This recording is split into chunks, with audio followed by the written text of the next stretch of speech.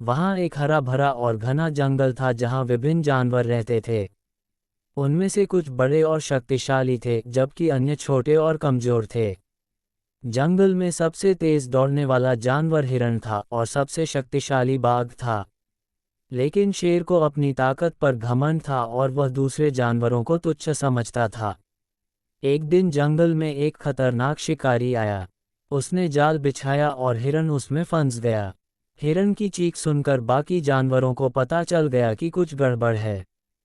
खरगोश ने उन सभी को इकट्ठा किया और कहा, अगर हम मिलकर काम करें तो हम हिरण को बचा सकते हैं। तोता शिकारी की हरकत देखने के लिए उड़ गया।